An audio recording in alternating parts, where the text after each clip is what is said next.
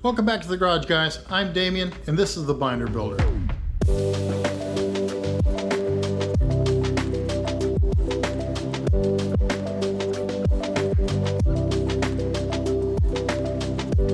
Well, there's a lot of cover today, so if you don't mind smashing that like button for me, consider subscribing, and I'll jump right in. Then I got the two 2 5/8 over here, and the two 2-inch right there. Again, with the pad on, it actually should look pretty good, I'm hoping. So let's get working on that. First things first, I need to cut holes in the blank grill panels. Then with a punch, I put a little dimple in each of the centers so that I can use the hole saw to cut them out.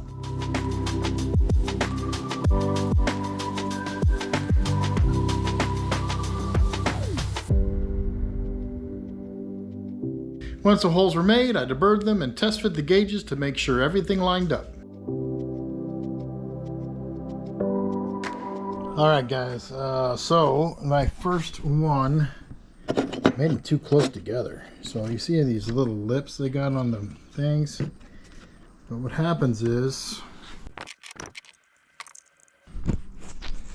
here you go. So I was thinking, so I'm going to try to remove some material up top here, see if I could shift this up and then shift that one down. Yeah, we got to have more space. And if not, I'll just buy another one that's already cut, that already fits this stuff. But I'm going to see if I could salvage this. You know, the big problem with showing your mistakes, it sure makes for a lot of grind of shame moments.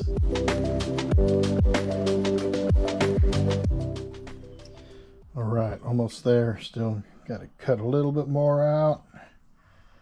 Well, it's going to go like that. So it's all upside down, but all the same. All right, just a little more. And it looks like they're all in there. Funny thing is, on the back, that's how close I was off. I mean, take a look. I mean, can you see it? I mean, it is barely at all off. Made it work. That'll do her. Next, I moved on to the 2 5/8 gauges. Oh, and I did find the proper size hole saw.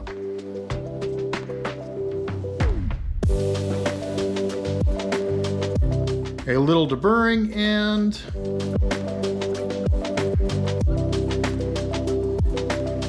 second one done. Let's take a look. This one obviously had more space in between. Very happy about that. Looks like it's got plenty of space. It'll sit right down in there perfectly. All right, not bad at all. Yeehaw! With the 2 5/8 gauges in, I couldn't avoid the temptation of seeing them all together, so I assembled everything. Here they are.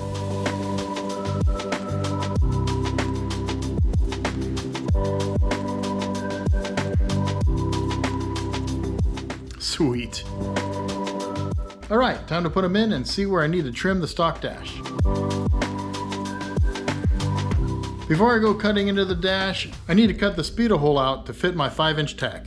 Here's a bit of a mind twister to figure out how I was going to make a nice, perfect 5-inch hole for the tack. The way I figured, it would be best to use that 5-inch hole saw on some leftover wood I have, and then sand it down with a sanding pad to fit the hole. So I took a Sharpie and marked where I needed to sand it down to and went to town with the grinder.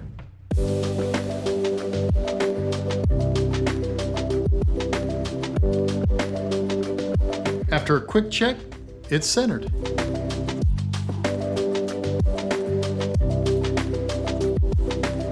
So I brought out some leftover tube of epoxy and mixed it up.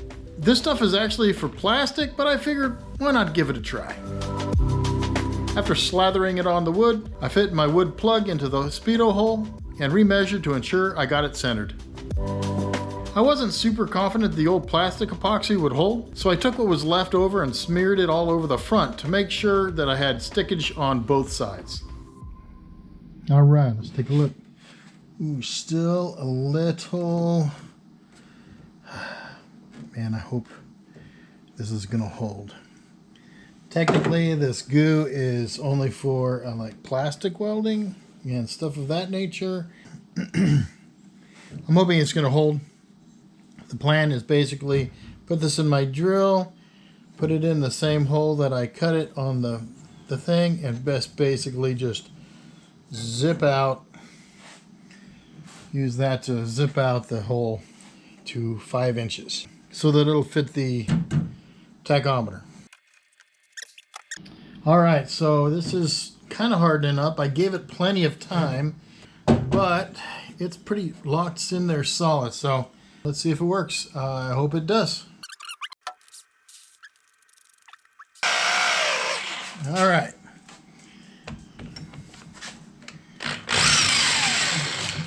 Wish me luck, guys.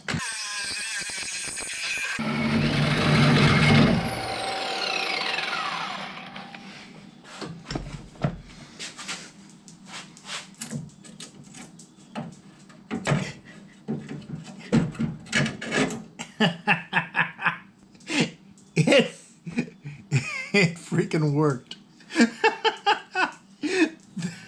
Not even close to coming out of there. All right, I'm a little excited about that. I'm gonna go get the tack and let's see if it fits.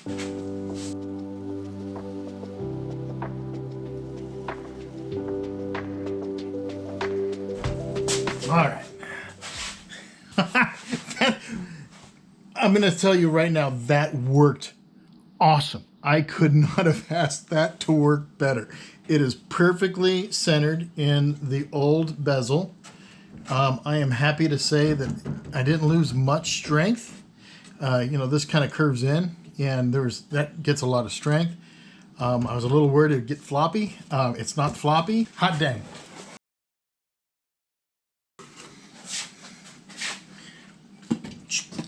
All right, let's take a look. Oh, shoot.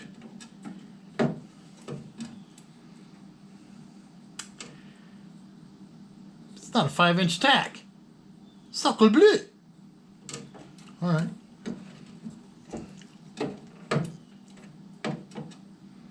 Now I'm going to be honest with you. That part, not good. Not good at all. All right. I'm kind of upset now.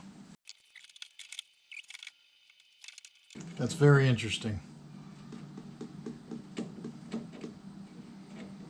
That's very, very interesting. That is a hell of a big... That's a big difference, man. I'm not gonna lie. All right, so 5-inch tack is actually 4 3/4 and 4 1/2 on the inside. I probably should have measured that before I did that. We'll figure it out. No big whoop.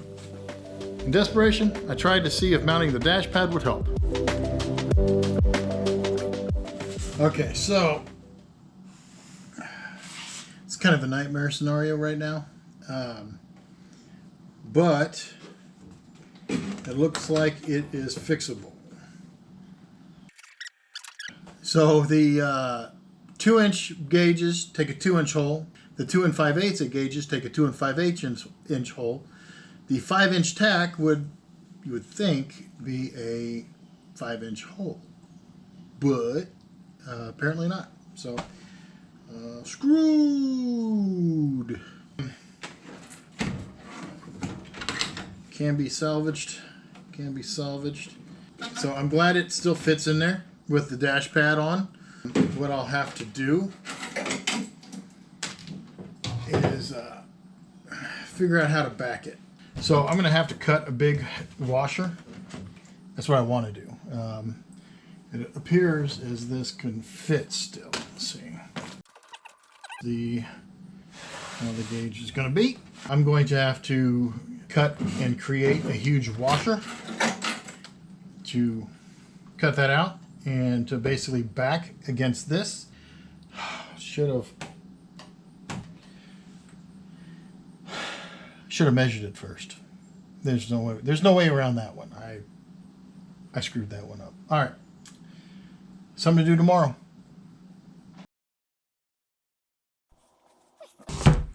All right, so y'all saw what happened yesterday, I think. Basically, or just a few seconds ago. Before I closed everything down and went in for the night, I decided, hey, let's just see it in place. Let me just take a look And that's when I realized that my tack is not a 5-inch tack. It says 5-inch tack. It's not, it is 4.5.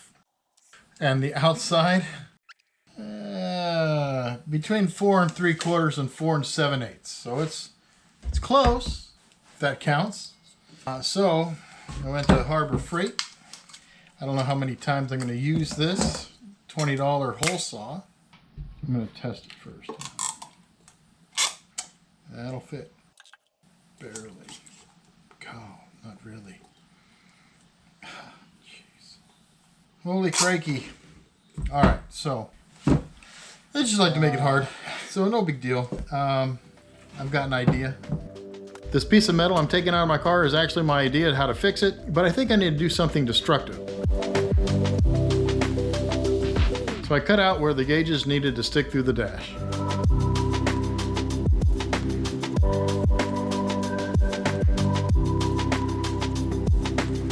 And after checking the openings against the panels, I did some trimming and deburred everything.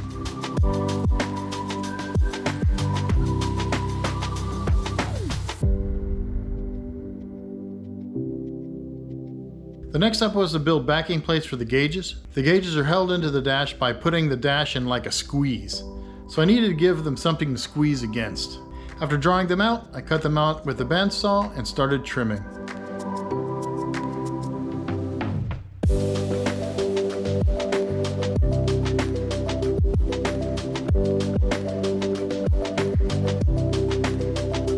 Then I sized them up on the actual dash and used the hole saw to cut the gauge holes.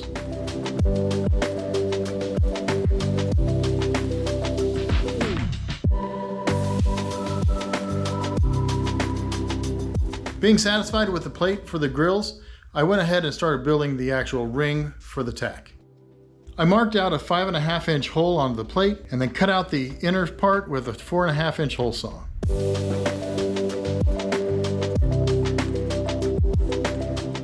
Then I opened it up till the tack fit nice and snug.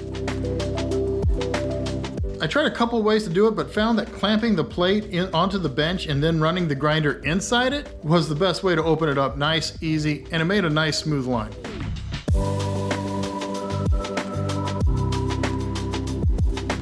What do you call this stuff? Like grinding of shame? When you make a stupid mistake and it costs you a lot of grinding?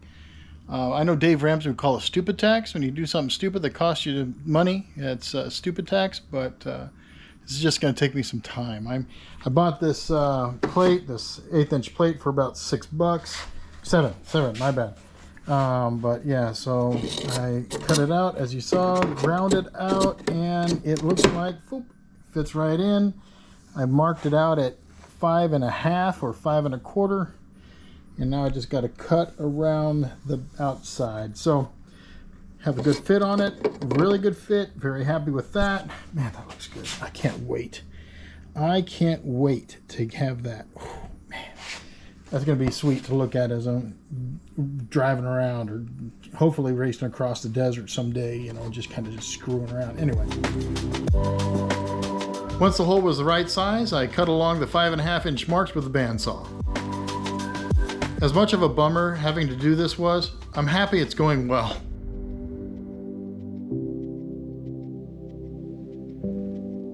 Let's size it up.